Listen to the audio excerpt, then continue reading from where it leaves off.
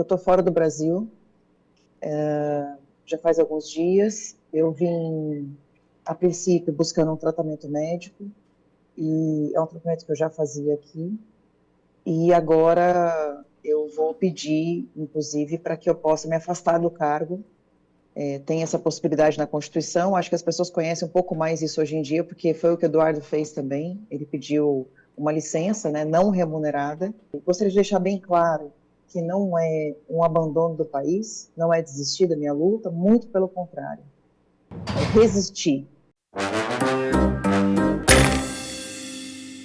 Fala, seus mal diagramados! A semana que passou foi triste para a extrema-direita brasileira, que já vinha de uma sequência de derrotas na semana anterior, com Forjado na guerra apanhando de motoboy, Wilker, ex-leão, sendo humilhado por Jones Manuel em podcast e Burrinho Nunes perdendo o mandato de vereador, o que pode levar junto a Adriles Jorge, 2 pelo preço de 1. Mas com a graça do nosso Senhor Jesus Cristo Todo-Poderoso, piorou, e muito rápido. Logo na segunda-feira descobrimos que a pistoleira dos Jardins havia fugido. Informações desencontradas davam conta de que ela poderia ter se refugiado na Itália, país no qual também é cidadã. E havia quem apostasse que ela estava na Espanha, local onde já labutou duro e poderia ser inserida rapidamente no mercado de trabalho. Nada disso. Sempre muito perspicaz, Zambelli gravou um vídeo externo com placas em inglês e logo em seguida, sites de geolocalização cravaram que, assim como o Bananinha, ela estava nos Estados Unidos, mais precisamente na Flórida. Com a fuga comprovada, o STF pediu a prisão da deputada, que ainda corre o risco de ser extraditada caso entre na Itália, de acordo com um deputado que fala tão bem o português que, pela cor grená da cadeira, desconfio que seja apenas um dos 4 torcedores esquerdistas do Juventus da Moca se passando por político italiano. A fuga foi bola cantada, porque Ronald McDonald já havia avisado que podrona de saúde como não encararia a cadeia, mas também pode ser considerada uma fuga de cinema. Com a ajuda do seu marido negro Aginaldo, Carla deitou no porta-malas de uma Belina e foi escondida embaixo de uma manta até a fronteira com a Argentina, de onde se mandou para Buenos Aires e foi rumo à América. Se a Berta Loran topasse, poderia interpretar a Zambelli numa cinebiografia retratando esse momento marcante da política nacional. A semelhança entre ambas na atualidade é assustadora, com todo respeito à Berta. Agora a Procuradoria-Geral da República quer pedir minha prisão.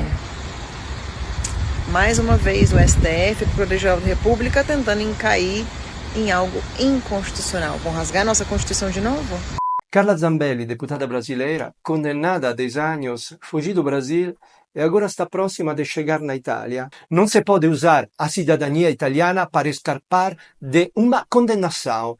A Itália, portanto, corre o risco de se tornar um paraíso para gente condenada. O mês dos namorados chegou! Ah, Bez, e o que eu compro para minha companheira ou companheiro? Pro dia nascer feliz, você tem que presentear com as peças da Insider. Imagina chegar com uma tech t-shirt como esta, ou uma jaqueta, ou um agasalho, ou com essas peças que usamos e aprovamos que você está vendo na tela. Eu e o Helder amamos usar as roupas da Insider. Camisetas, bermudas, meias, agasalhos, calças, cuecas, calcinhas e muito, muito mais. As peças da Insider têm tanta tecnologia que se o clima entre vocês não estiver tão bom, eu aposto que vai melhorar depois desse presentaço. Só não digo que vai esquentar porque as peças da Insider mantêm a temperatura fresquinha do corpo. E para melhorar ainda mais essa experiência, clica no nosso link que está na descrição e primeiro comentário fixado deste vídeo e use o cupom GALASFEIOS, porque você vai ganhar 15% de desconto. Cuide bem do seu amor, seja quem for. Venha para o time das peças mais modernas e especiais do mercado. Venha para o time da Insider, bora! Salve, salve galãs e galoas! Quem se fodeu de verde e amarelo nessa semana foi o suposto humorista Léo Lins, condenado a 8 anos de prisão mais multa milionária. Até considero a pena excessiva, mas também considero que ele faz profissionalmente apenas uma grosseria gratuita contra minorias e não arte. Então, o que eu penso no fim das contas não impacta em nada o mundo real. Mas, dito isto, é inegável que boa parte do stand-up brasileiro usa a comédia como escudo para destilar preconceitos para uma plateia formada por gente mais odiosa que eles. E quando dá merda, eles se protegem e usam a eterna desculpa de que, pô, o mundo anda chato, hein? Não dá nem pra fazer piada a mais, é muito mimimi, tudo agora é crime. Imagina se o Mussum ficasse puto com as piadas dos Trapalhões. Dessa vez, não vou negar que os advogados pro bono do Léo Lins foram um pouco mais criativos que isso. Alguns meteram um papinho cansado de que, enquanto tem piadista ainda em cana, os responsáveis pela fraude no INSS estão soltos, como se fosse obrigatório punir um crime mais grave antes daqueles de menor potencial ofensivo. Rafinha Bastos foi além e sugeriu que Adriana Esteves e Débora Bloch deveriam ser processadas por interpretarem personagens criminosas na TV. Léo Lins condenado a 8 anos de prisão e uma multa milionária por causa de piadas que ele fez no palco. Mais gente tem que ir para a cadeia. Eu, inclusive, tenho a lista aqui, alguns dos nomes que eu acho que também deveriam ir para a jaula amanhã por causa dos crimes que cometeram através da arte. Veja só.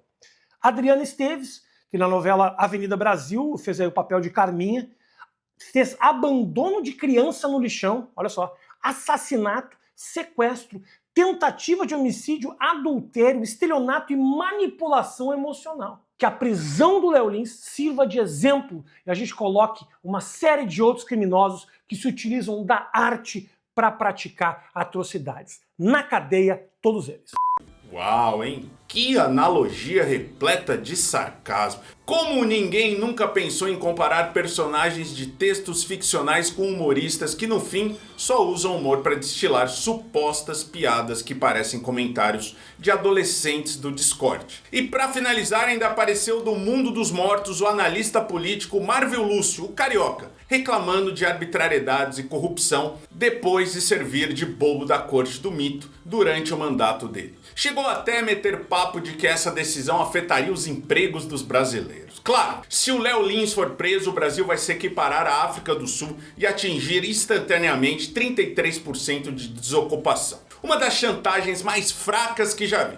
Se esforce mais na próxima vez. A transformação social, ela vem não somente com punições, e sim com reflexão. E a comédia, ela tem esse poder. Estamos cansados de viver num país que desde pequenininho falava que o Brasil é o país do futuro. E cada vez mais eu sinto que esse país, onde eu possuo filhos, está cada vez mais abaixo, mas muito abaixo da expectativa, onde a corrupção está no poder. Através da nossa profissão, mudamos as nossas vidas e de muitas outras pessoas. Quando você está indo num teatro fazendo teu show, você sabe quantos pipoqueiros tem na porta.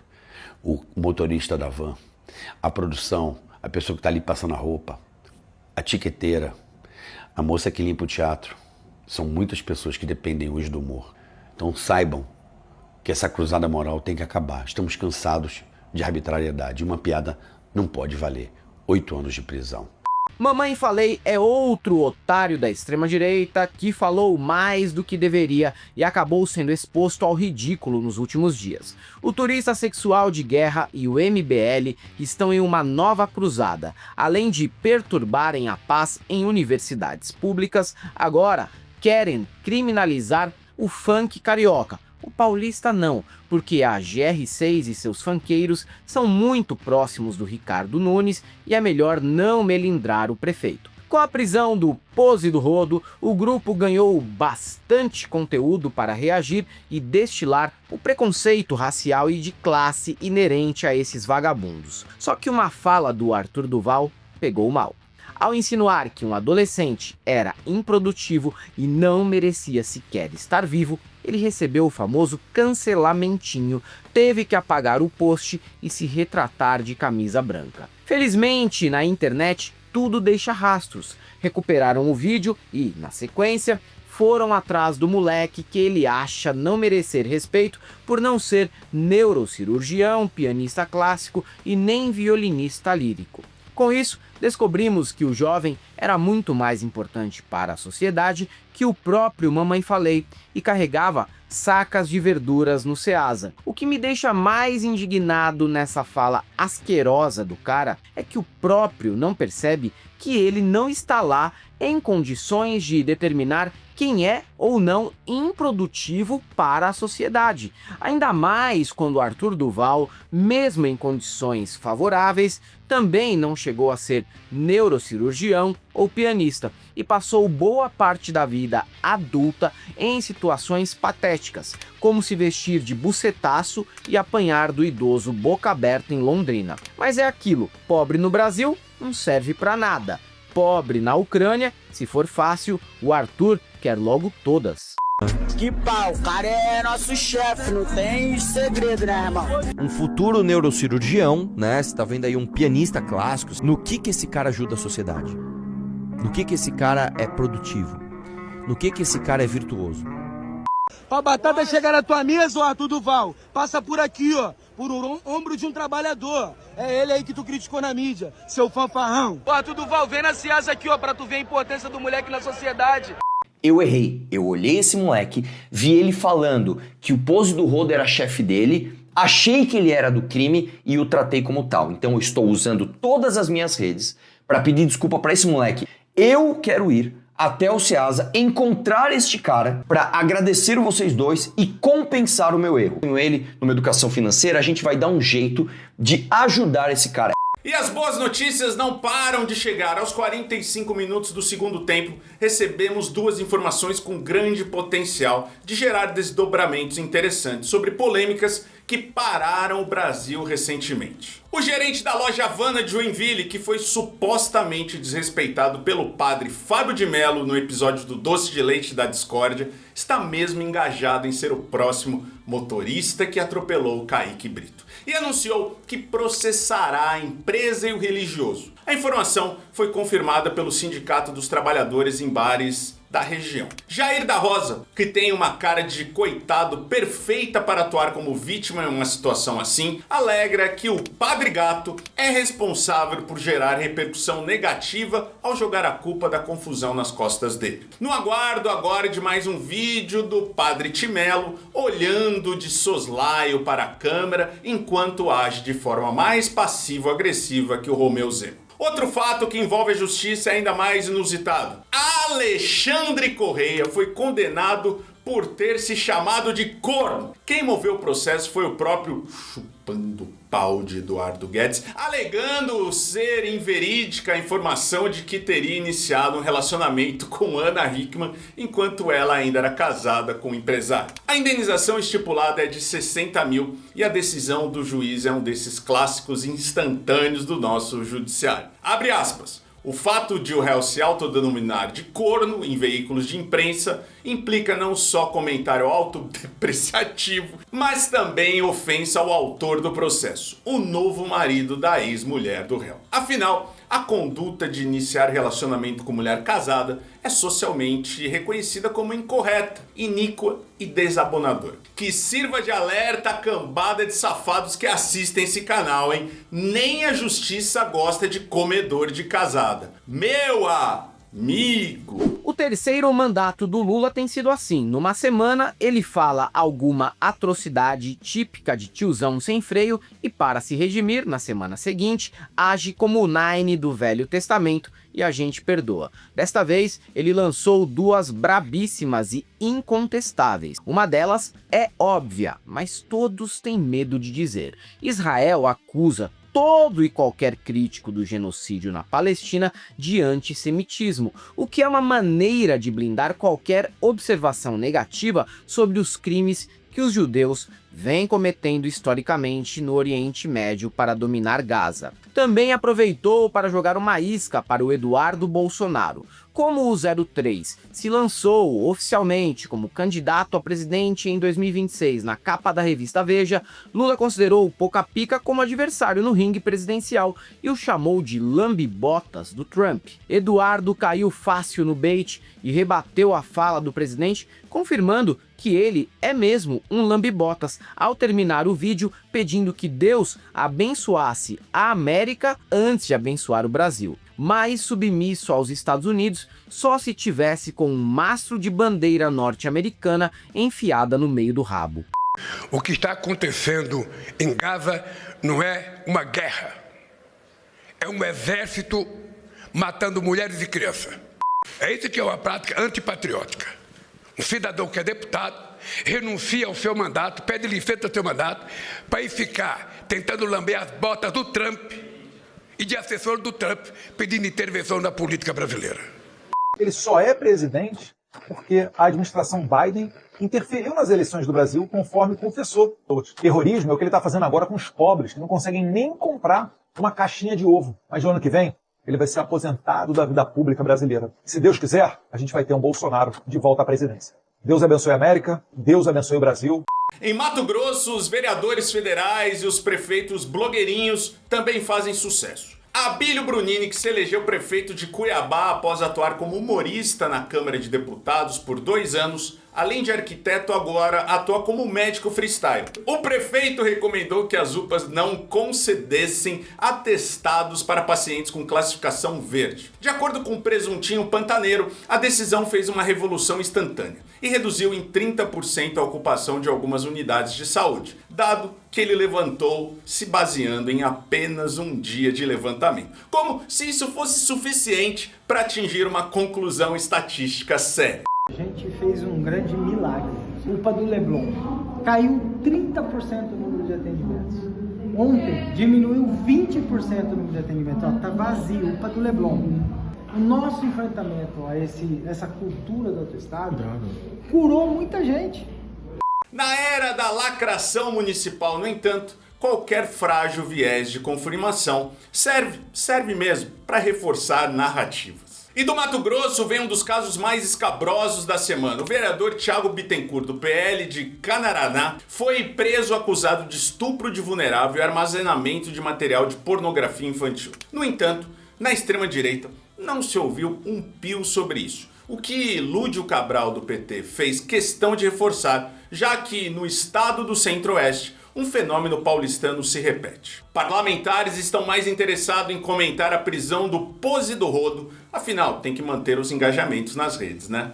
Colegas deputados que sobem à tribuna carregados de indignação com o MC Pose do Rodo lá do Rio de Janeiro, mas não dão um pio sobre o vereador do PL, do Partido Liberal, lá do município de Canarana, do estado de Mato Grosso, que foi preso pela prática de pedofilia, estupro, abuso e cárcere privado de crianças.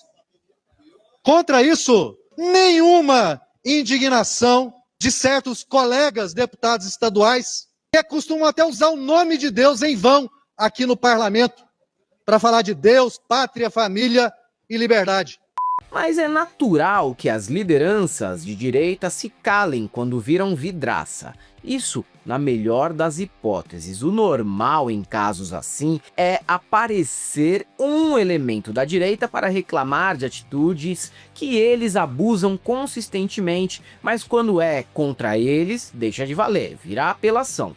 Cleitinho, o senador Umirdim, reapareceu nessa semana para reclamar dos comentários que relacionavam Nicolas Ferreira com o primo que foi preso com 30 quilos de maconha e 4 gramas de cocaína na semana passada. Ele contestava a vinculação do caso com o deputado, mas olha só que curioso, a Carla Zambelli ficou famosa ao gravar vídeo em que atribui a propriedade das lojas Havan à filha da Dilma. A fake news sobre a Ferrari de ouro do Lulinha circula no Zap Zap até hoje. No escândalo do INSS, não perderam tempo em ligar o suposto envolvimento do irmão do Lula com o próprio presidente. Então, não adianta chorar quando o adversário usa as mesmas armas contra vocês. É parte do jogo. Atura ou surta. Ou melhor, deita na BR, já que seu mandato é baseado principalmente em fazer desvio em pedágio.